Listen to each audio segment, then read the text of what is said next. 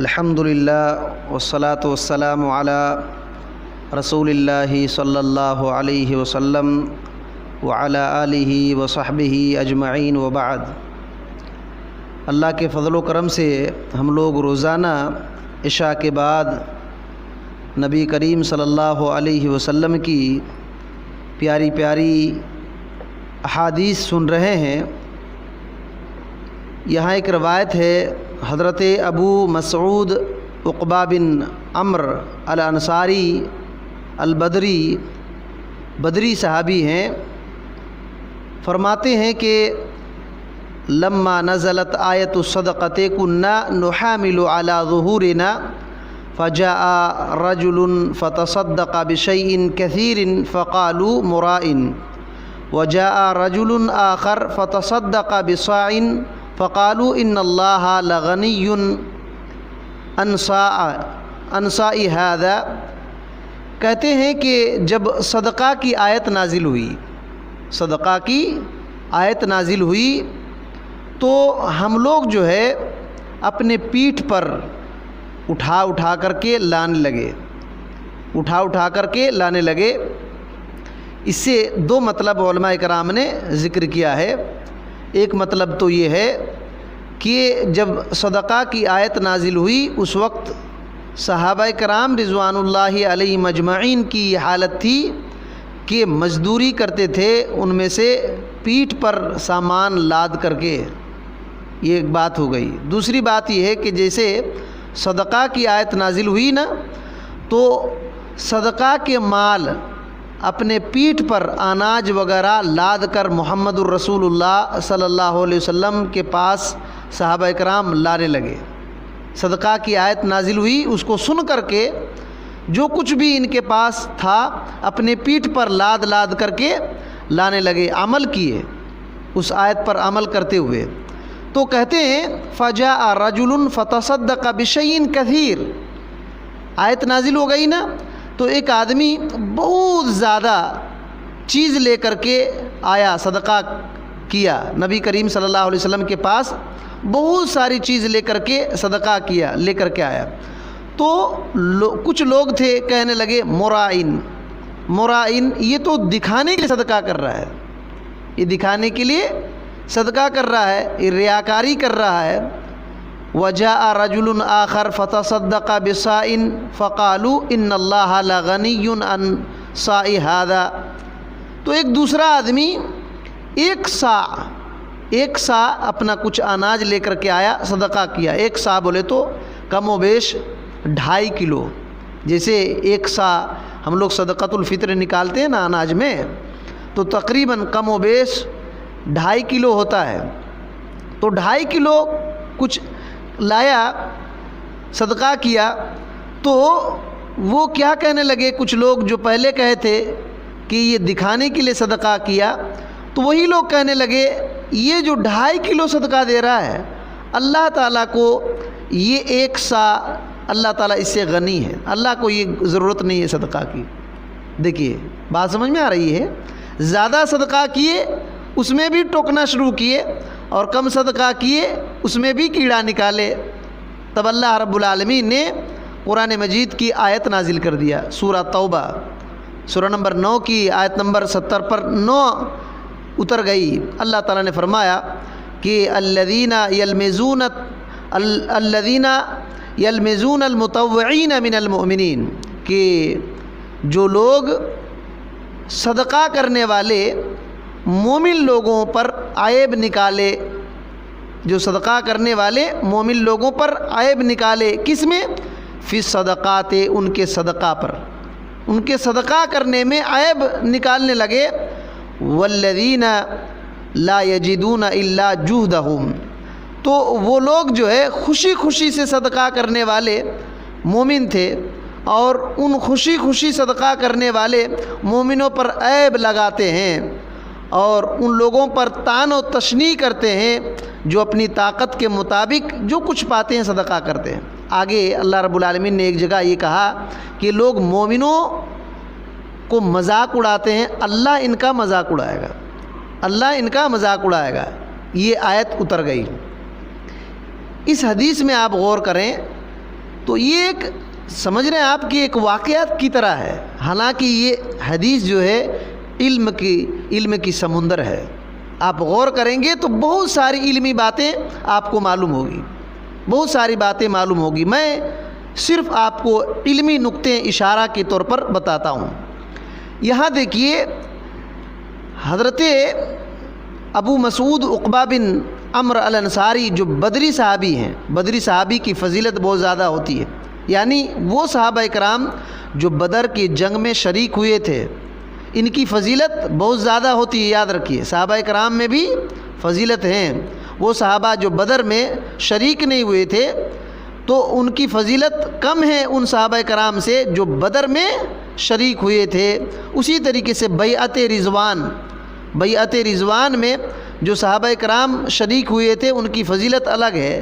ایک اہم نقطہ ہے، اس حدیث کو بیان کرنے والے بدری صحابی ہیں. بہرحال دوسری اہم بات، صدقہ کو صدقہ کیوں کہتے ہیں معلوم ہے؟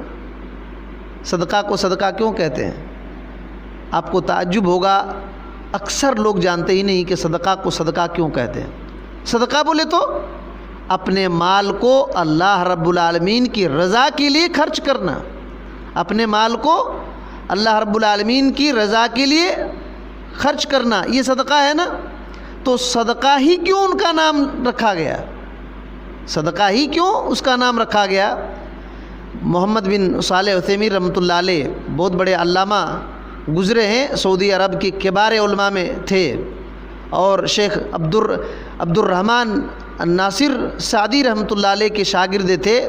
اللہ تعالیٰ ان کو جزائے خیر دے، ان کو جنت میں اعلیٰ مقام دے، اور ان کے علم سے ہم کو فائدہ حاصل کرنے کی توفیق دے. اس کتاب کی شرح انہوں نے لکھا ہے، ریاض الصالحین کی شرح. میں سمجھتا ہوں کہ دنیا میں ایسی شرح ہوئی نہیں ہے، اتنا بہترین شرح انہوں نے لکھا ہے. اس کے اندر انہوں نے وضاحت کیا ہے کہ صدقہ کو صدقہ کیوں کہتے ہیں. کہتے ہیں کہ صدقہ کو صدقہ اس وجہ سے کہتے ہیں، صدقہ صدق سے آیا ہے. صدق منے سچائی، اور صدقہ میں مال کو خرچ کرتے ہیں نا، مال کو خرچہ کرتے ہیں کیوں؟ اللہ رب العالمین کی رضا کے لیے. تو کہتے ہیں کہ جو بندہ صدقہ کرتا ہے اپنے مال کو اللہ کو راضی کرنے کے لیے، تو گویا کہ اللہ پر ایمان ہونے میں وہ سچا ہے، اللہ رب العالمین پر ایمان لانے میں سچا ہے. تو یہ جو کوئی بھی صدقہ کر رہا ہے اللہ کی رضا کے لیے، دکھانے کے لیے نہیں، تو گویا کہ اپنے ایمان کی سچائی کی علامت اس کے اندر ہے. تو صدقہ ایمان کی، اللہ پر ایمان لانے کی ایک علامت ہے کہ اس بندہ کو اللہ پر ایمان ہے، سچا ایمان ہے. تو اسی وجہ سے صدقہ کو صدقہ کہتے ہیں، سچائی ہے اس کے اندر. اور ایک نقطہ انہوں نے یہ ذکر کیا ہے کہ دیکھو صدقہ سب کوئی نہیں کرتے، کیوں؟ اس کی ایمان کی پہچان ہے، یہ بھی سمجھیے. صدقہ کرنے والے کو اللہ پر ایمان ہے اور سچ ایمان ہے. کیوں ایسا ہے؟ یاد رکھیے، شیخ صالح عثیمین رحمۃ اللہ علیہ فرماتے ہیں کہ صدقہ میں کیا ہوتا ہے؟ مال کو خرچ کرنا ہوتا ہے نا، مال کو خرچ کرنا ہوتا ہے. تو مال انسان کا محبوب ہوتا ہے، مال انسان کو محبوب ہوتا ہے، بہت پیار کرتا ہے مال سے. اسی وجہ سے اللہ رب العالمین نے بھی یہ کہا ہے کہ تم مال کو جمع کرنا بہت پسند کرتے ہو، مال کو جمع کرنا تم پسند کرتے ہو. تو انسان مال کو خرچہ کرتا ہے، مال اس کی بہت پسند والی چیز ہے. کوئی بھی آدمی جو محبوب چیز کو خرچ کرے گا، اس کو لٹائے گا، تو کیا ایسے ہی لٹا دے گا؟ آپ سمجھ میں بات آ رہی ہے آپ لوگوں کو؟ آپ کے پاس کوئی سب سے اچھی چیز ہے، آپ جس کو پسند کر رہے ہیں، اس کو آپ گنوا رہے ہیں. کیوں گنوا رہے ہیں؟ بات سمجھ میں آ رہی؟ کیوں گنوا رہے ہیں؟ اس سے بہتر چیز حاصل کرنے کے لیے، اس سے بہتر چیز حاصل کرنے کے لیے. یہ مال سے بھی کوئی اچھی چیز ہے، اس کو لینے کے لیے آپ مال کو خرچ کر رہے ہیں. اور مومن کیا لینے کے لیے مال کو خرچ کرتے ہیں؟ اللہ کی رضا، اللہ کی رضا. اسی وجہ سے یہ ان کے ایمان کی پہچان ہے، یہ ان کے ایمان کی پہچان ہے. یہ بہت علمی نقطہ ہے. اب یہاں ایک اہم نقطہ یہ بیان دیکھ لیں کہ جو آدمی توحید پرست ہے، اور وہ اللہ رب العالمین کی رضا کے لیے صدقہ خیرات کر رہا ہے، مطلب یہ ہے کہ اس کا ایمان ہے، اچھا ہے، ایسے لوگوں سے اچھا ہے جو صدقہ خیرات کرتے ہی نہیں ہیں۔ اب ہم کو اپنی زندگی میں سوچ لینا چاہیے کہ ہم کتنا صدقہ خیرات کرتے ہیں، کتنا صدقہ خیرات کرتے ہیں۔ اگر صدقہ خیرات کر رہے ہیں اللہ کی رضا کے لیے، دکھانے کے لیے نہیں، تو سمجھ لیجئے آپ کو خوش ہونا چاہیے کہ آپ کے اندر اللہ کے فضل و کرم سے ایمان ابھی زندہ ہے۔ اب سوچئے کتنے لوگ صدقہ لینے والے ہیں، صدقہ دینے والے نہیں ہیں۔ صحابہ کرام کی زندگی دیکھیے، آیت نازل ہوئی صدقہ کی، پیٹھ پر لاد کر کے صدقہ کا مال لا رہے ہیں۔ اللہ اکبر، یہ صحابہ تھے۔ شیخ صالح عثیمین رحمۃ اللہ علیہ نے اس حدیث سے ایک بہت اہم اور مسئلہ نکالا کہ صحابہ کرام ایسے تھے کہ قرآن مجید کی آیت اتر جاتی، اللہ اور اس کے رسول کی بات آ جاتی، فوراً عمل کرتے تھے۔ اور اس حدیث کو لانے کا مطلب یہی ہے، اس حدیث کو لانے کا مطلب یہی ہے کہ ایمان والے کو چاہیے کہ اعمال میں جلدی کرے۔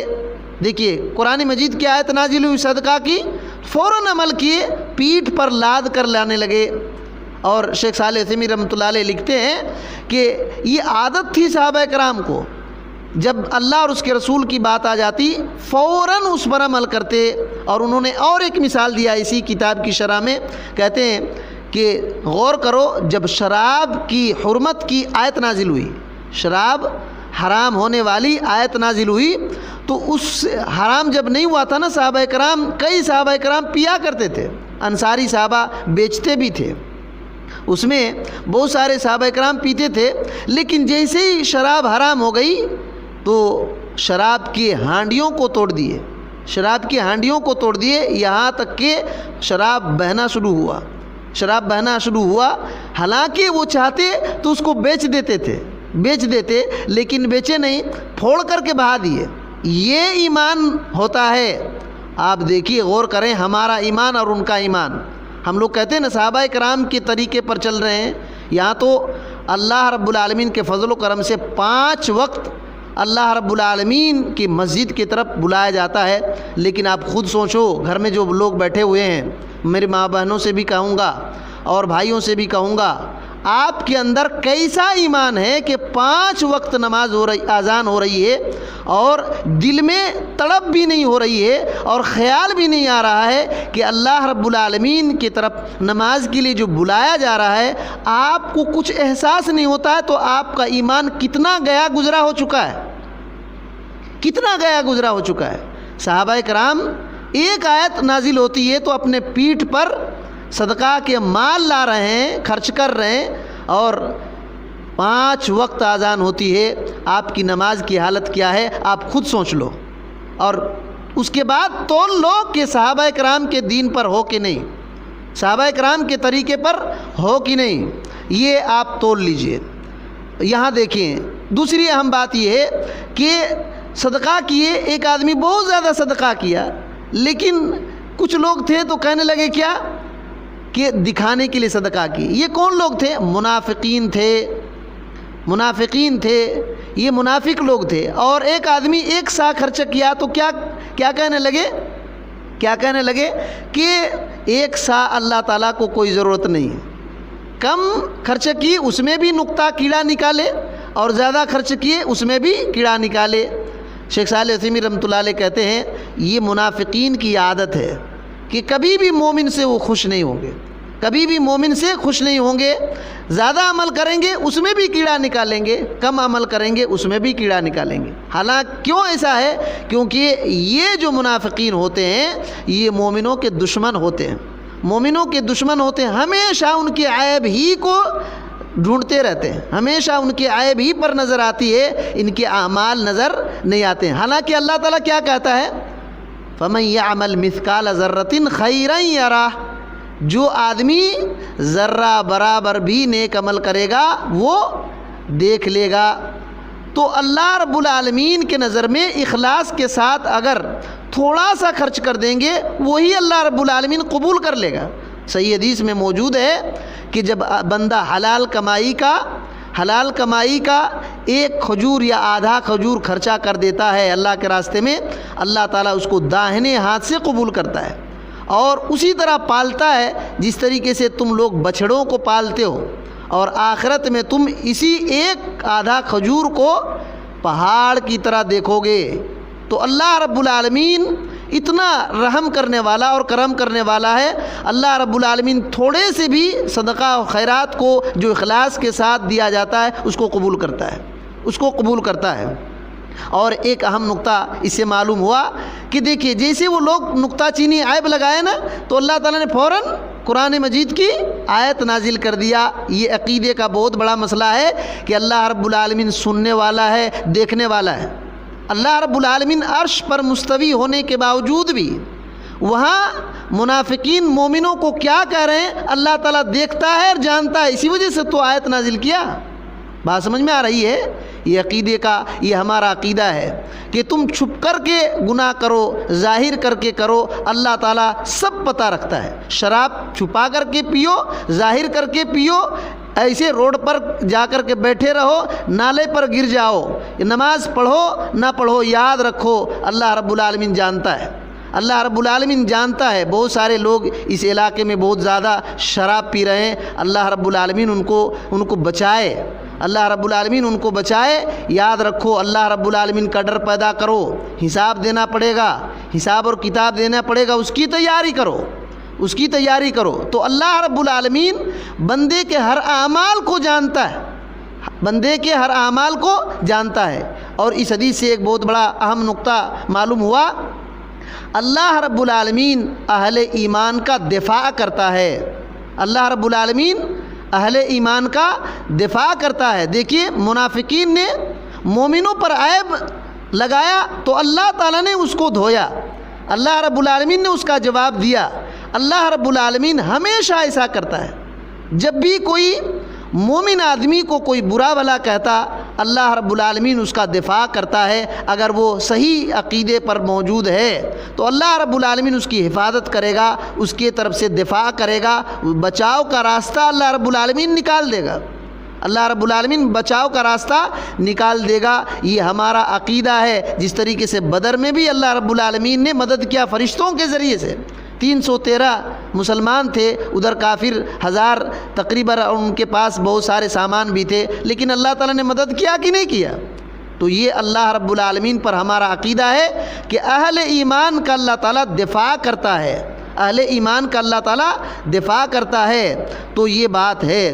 اور سب سے اہم جو بات یہ ہے کہ دیکھیے قرآن مجید اور حدیث رسول، صحیح حدیث آ گئی، فوراً عمل کرنے کی کوشش کیجیے، فوراً عمل کرنے کی کوشش کیے۔ اس حدیث کا اہم فائدہ اور سبق یہی ہے کہ صحابہ کرام کی زندگی میں جیسے کوئی آیت اتر جاتی، اللہ کے رسول کا حکم آ جاتا صلی اللہ علیہ وسلم، فوراً اس پر عمل کرتے تھے، انتظار نہیں کرتے تھے کہ کل کریں گے، پرسوں کریں گے، ایسا کریں گے، ویسا کریں گے، نہیں، انتظار نہیں، کیونکہ کب کس کی موت آ جائے گی کسی کو خبر نہیں۔ موت آنے سے پہلے اپنی آخرت کی فکر کر لینی چاہیے اور ایسا بچاؤ کا راستہ اختیار کر لینا چاہیے جن اعمال کے ذریعے سے ہم جہنم سے بچ سکیں، اور اللہ رب العالمین کے راضی کرنے کے لیے عمل کیجیے، اللہ رب العالمین کے رضا کے لیے، دکھاوے کے لیے عمل مت کیجیے۔